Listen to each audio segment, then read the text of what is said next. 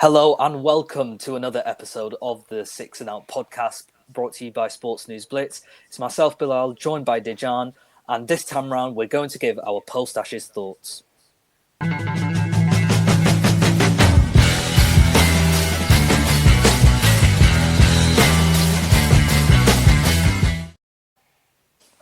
Well, Dejan, as we mentioned in the latest episode of the Six and Out podcast, check it out on YouTube. Australia managed to win the series 4-1. But in the end, I mean, with the scoreline, it's left a lot of questions to be decided in terms of where do these sorts of countries go next going into 2026.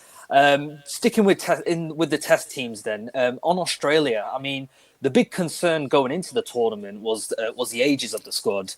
Um, Guys like Stuart Broad were saying that, oh, this is the worst Australian team, and then they end up pumping England 4-1. But just on the future of the Australian team, and it's a massive series win, given that they're under pressure at home.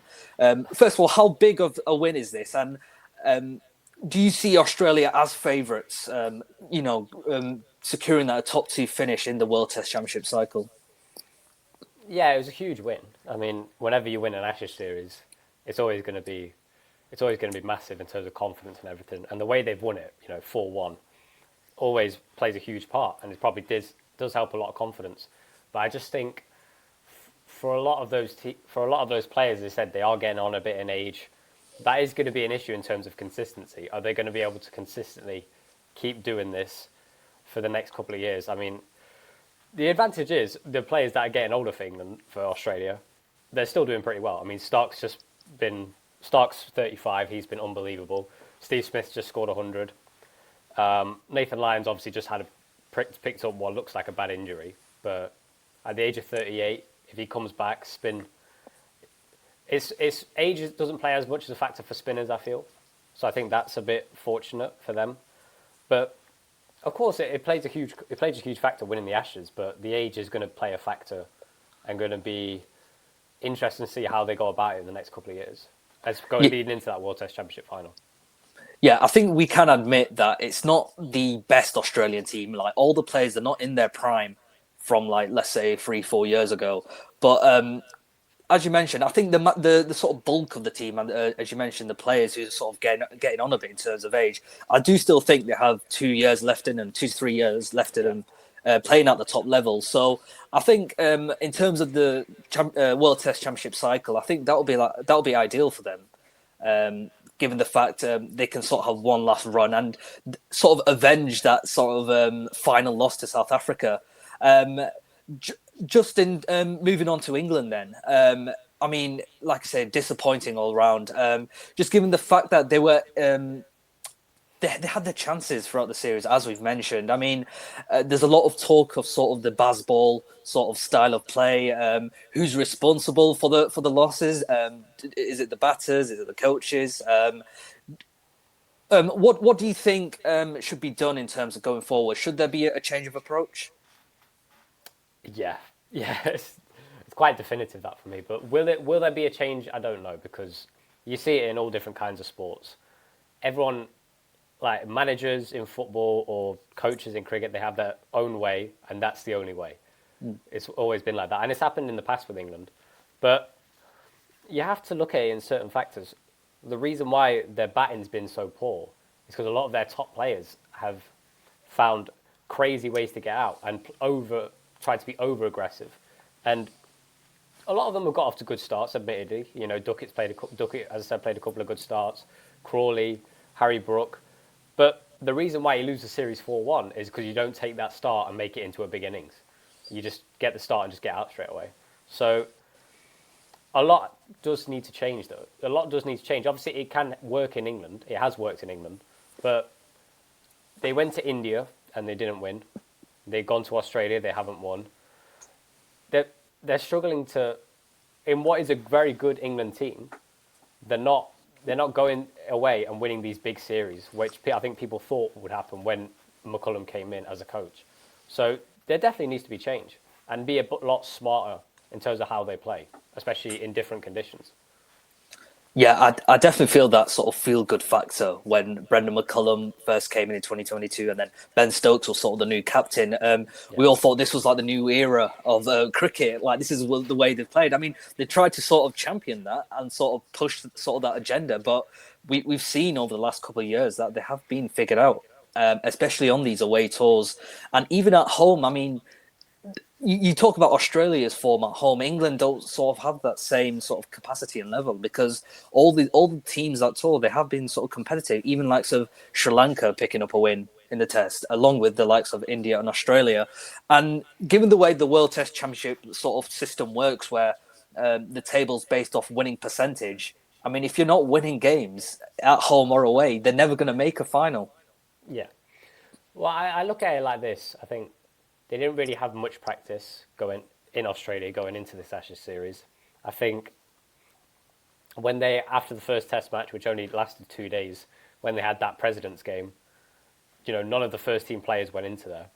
And even after his 100, I remember Jacob Bethel said something like, I think it was, practicing nets is obviously good, but the best kind of practice you get is out in the middle. And he's one of those. He's one of those who played that President's game and that warm-up game. So makes you wonder why they didn't send like first team players over there, because the way the way they were getting exposed, their techniques were getting exposed at the start. They were just falling like dominoes every single time. They were just, the likes of Duckett and the likes of Crawley, they definitely could have benefited from playing that Test match, instead building a bit of confidence in your innings. And yeah, they just, I think preparation, they've got it wrong. And preparation and selection is two most important things going into a big series like this. And they didn't really have much preparation. And selection-wise, they've got it completely wrong. Let's talk about the spinner, talk about the pace bowlers that have played. They haven't got the selection right either. So overall, they're the two, I'd say, big contributing factors as to why this series has gone as pear-shaped as it has. Yeah, absolutely. And given the fact that you get to sort of tour these countries, sometimes after every 4 or 5 years, I mean, to me, it just seems like the squad as a whole had sort of a careless attitude. Yeah. What do you think? Is it like a bit of arrogance? Like, to me, it's like just because you can score 300 runs in like 60 overs doesn't mean it's sustainable. Yeah. I mean, like I mentioned, the early success they had in 2022, I mean, they were going to get figured out, and to me, they haven't been adaptable. So, I mean, like I said, I do think someone like needs to stick with them. I don't know if it's worth firing McCullum, because I don't know who else would come in. But I mean, there definitely needs to be some shake-up, given this reality check they've had in Australia. Well, I think the innings that Bethel played is like the benchmark as to how England players should be playing. Well, not obviously all of them. Look, Harry Brook is a naturally aggressive player. I get that, but it feels like he's been like way over the top with it in this Ashes series, like with some of the shots that he's played and some of the ways he's gotten out. But the way Bethel played in a tough situation, he knuckled down, he worked hard, he grinded out a score. He spent about 20 minutes in the 90s, so he didn't try and like go all out. He took his time, and he waited for it. And the reason why, he had a very good technique and he played really good shots with that technique. Whereas other England players, their techniques in the first couple of games, they were just like completely gone in terms of the likes of Ollie Pope and others. They were just all over the place. But that innings from Bethel really sets the benchmark as to how they should be playing. It's all well and good playing aggressive cricket, but do that when you're in. Do that when you're set. Don't do it straight away, because you might get off to a good start and might get a quick 20 or a quick 30. But if you consistently score low scores in Test matches, especially overseas when you go to like India's or Australia's or South Africa's, you're not going to win. You're not going to win Test series. And in regards to the World Test Championship, that's why England haven't been under this management. They haven't been in both like the 3 World Test Championship finals.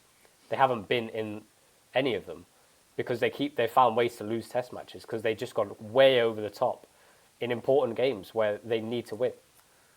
Yeah, I think it goes back to your point of preparation. Like, given the fact they've not had any preparation, in a way, they're sort of learning on the fly. And the fact it's taken Bethel to come in for the 4th and 5th test, and then him showing the batter's how it's done. I mean, in a way, it's just too little, too late, and that will be the frustrating thing. And I think one criticism is they have to be a lot more bolder in selection, in choices, because people are saying, "Oh, this England top seven, it's the most settled top seven," but It's all well easily and good doing two. that at home. It's all well and Exactly. good doing that at home. Yeah, exactly. And 2 to 3 of those can easily be replaceable. I mean, we've seen 100%. the talent in county cricket as well. I mean, I definitely do think that Baz McCullum, he's too sort of Stubborn. sophisticated in his ways, or stubborn. Like, oh no, these are the guys that I want to play. These are the guys who I want to play my style of cricket. People who don't have a high enough strike rate can't get in the team, and I feel like it's a closed mentality when you have that sort of approach. Yeah, definitely. It's it's all well and good picking these players consistently, but it just seemed like in this Ashes series there was obviously Plan A, which was just go all out, but there was no like other plans after that in terms of settle into different conditions, settle into different parts of the game where they needed certain players to stand up. I look at it like this, like for the last year, they've talked about the pace bowling, and then they really like did it in the India-England series. Talk about this type of pace bowlers that they want, where their knee has to be bent a certain way when they're like landing, like their elbow has to be like straight up like that, and they have to bowl over 87 miles an hour, and that's good at everything. Obviously, if you have pace, you're going to cause problems, but the likes of Cast, Atkinson, Archer, they've not been able to really take advantage in this series. I think Archer did it for the first couple, but then we knew he was only going to play 2 or 3 games. But they haven't been able to adapt to certain situations and to certain players. It feels like the plans have been the same to every single batsman. And that's why the likes of Travis Head and the likes of Alex Carey and, Steve Smith got 100 in the last innings, they've been able to take advantage of that. I look at the way Australia played, and Australia, when it came to bowling, were a lot worse off at the start of the series than England. Their 2 best bowlers in Cummins and Hazelwood weren't there. But they had a set plan for every single player. Duckett, for Crawley, they had Stark coming on already, getting the ball to swing back in, cause problems driving on the up. Duckett's just, to be fair, it's the same with every dismissal really of Duckett. You just put it outside off stump and he just nicks it, like fending it. But they had a set plan for every single player. England didn't have that. It was just, okay, every single bowler is going to bowl over 90, bowl it short if they have to, and that's it. Like, that's why I liked the way Josh Tongue bowled when in the 4 Test and the 5th Test, when he started coming a bit wider at the crease to the players like Smith and has had different plans to others. But it feels like everyone else was just the same.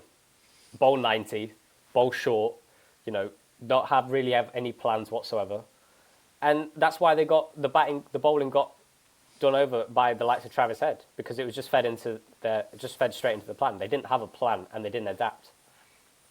Yeah, absolutely. I mean, in the end, Australia sort of overcame the early adversity struggles with the Yeah. injuries and whatnot, and they were adaptable. I mean, they changed their bowling lineup for pretty much every test, but it seems like they had a lot more organisation, a lot more planning that went into their bowling, and in the end, it paid off for 4 of the tests. So it just goes to show how much of thinking on the fly and obviously.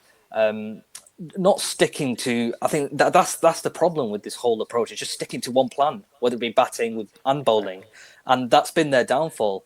But we'll just move on then to the remaining fixtures for the World Test Championship cycle. The final itself does take place in June 2027. As for England, in the summer, they've got 3 tests each against New Zealand and Pakistan. And we've spoken about how important home form is, but do you think England can win all 6 tests, given that New Zealand and Pakistan, they can turn up on the day? It's hard to say whether they'll win all 6 because it's in England as well. You have to factor in obviously the weather. Sometimes it might just be raining. You never know. But based on track record, you say they might not win all 6 if they keep playing the way they are. Like adapt, as I said, you've got to adapt to certain situations and certain conditions and all that. You've got to be able to have a spinner in good conditions, and you've got to back that spinner. Like they're not, they're just not getting it. They're just not getting selection preparation, and they're not adapting.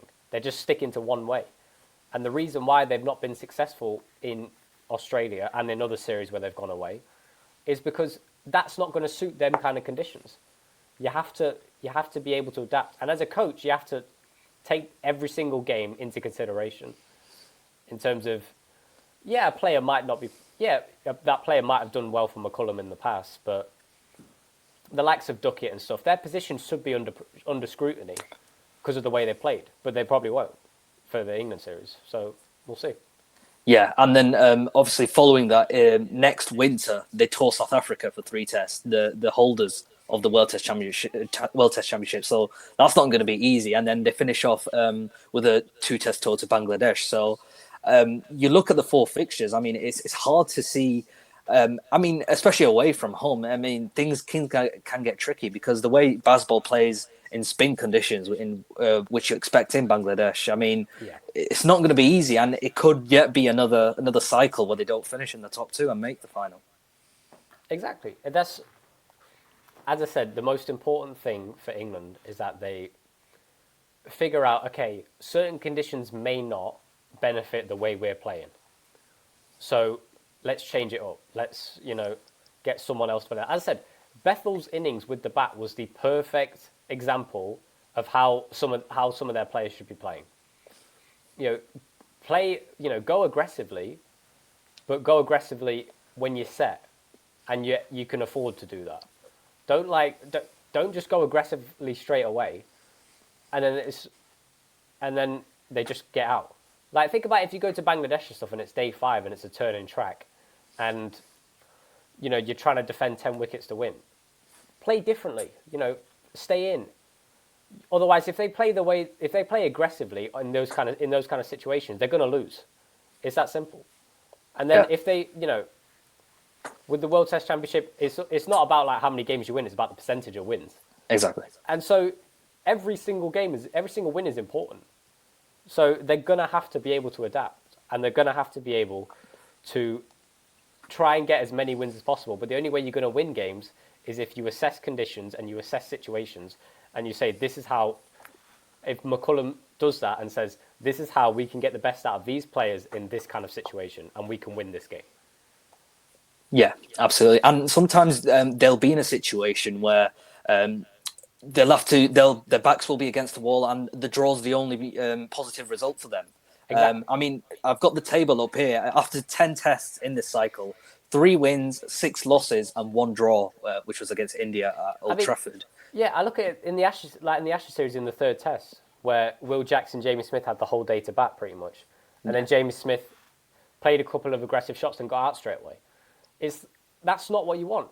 Think about the 5th test on day 4, where as Will Jack's first ball tries to go for it, holds out to the man at deep mid wicket, and you're just looking at it, it's like, why? Like, there's no point. Just stay in. They're not adapting. They're not. Yeah, I mean, we're going to have to wait till the summer now, so 6 months till June to see England in red ball action. But just moving to Australia's remaining fixtures, it's actually quite tough from here on out, even though they're in a good position. Obviously, it's the repeat of the sandpaper tour, as we famously call it. They tour South Africa in September, and then they play New Zealand for 4 tests in the next Australian summer.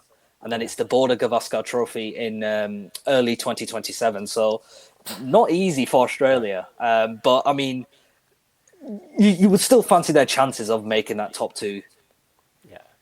I mean, as I said, their players right now, some of their players are just in a very good form. There's some that maybe are not.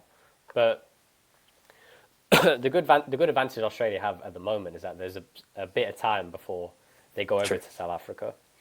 So they can have those players kind of have a lot of time to get back into form, the likes of Cam Green, the likes of Marnus, and the likes of other players as well. And Weatherald, obviously. But the way Australia, especially the bowling right now, the way they're working together, I mean, the way Scott Boland's bowling this Ashes, and he's not a starter. So think about this bowling lineup right now, and then with Cummins and Hazelwood coming back as well. Yeah. Right now, Australia's bowling is looking the best and most well-rounded bowling lineup probably in the world right now. That'll cause any team problems. Going over to South Africa and winning is a different situation. then that's not going to be easy considering the way South Africa have been playing. But right now with Australia's bowling, and with the fact that they've got time for a lot of those batsmen to get back into form, they're looking very strong to get top 2 again. They're looking very, very strong. Yeah, definitely. And I think, with Australia, I mean, with the squad they have, they're sort of like red ball machines. And especially with Mitchell Starc having retired from the T20 game. So a lot, like you mentioned, when it comes to sort of next autumn, next winter, these guys will be prepared. And even with their age, I mean, you still expect them to put 7 out of 10, 8 out of 10 performances. I mean, I think the only reason why people were saying this Australian team was on a decline was sort of that bowling performance in the World Test Championship final, where none of them really fired. And people thought maybe there's a small sign, but they squashed all of that in Australia in the Ashes. And Probably wasn't that difficult, to be fair. Yeah, I think as well. And with you being an Indian fan, I know India, not to remind you, but they've had 2 back-to-back home series losses against New Zealand and South Africa. I mean, Australia haven't won since God knows how many years. I mean, could you fancy Australia and India? I know it's a long way away, but can Australia compete and finally win in India again? Yeah. Yeah. It's hard. It's like right now India just aren't, especially in Test cricket. I don't really know what their plans are in Test cricket. They don't have a settled team. It's just that simple. And it was always going to be tough for India after Kohli's retirement, after Rohit's retirement, to find those kind of players. But we played well in England, obviously. But right now, especially at home, I don't see what our plan is. I don't. And you look at Abby's not on this podcast, otherwise he'd be a lot more harsh than I would be.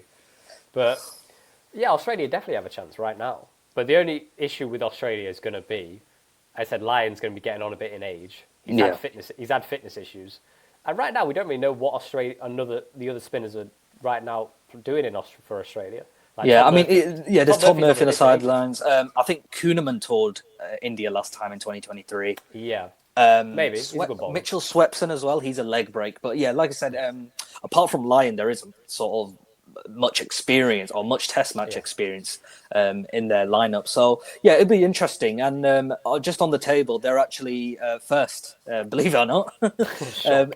8 games played, 7 wins, 1 loss. Obviously that 4th test, and second's actually New Zealand. They're sort of gone under the radar. I think they've sort of had like a mini transition, and they've got a few new fast bowlers in with like Tim Southey retiring. Trent Bolt, he's not been in the action for a while. Neil Wagner retiring. So, yeah, it's a lot to look forward to in this next couple of years in terms of international test match cricket. Dejan, once again, it's been a pleasure. Like I said, as an England fan, I'm probably going to go into hiding for a bit up until next month for the T20 World Cup. But, yeah, once again, thanks for hopping on. Be sure to check out Sports News Blitz on all of our audio sites and all socials as well. Thank you once again, and goodbye.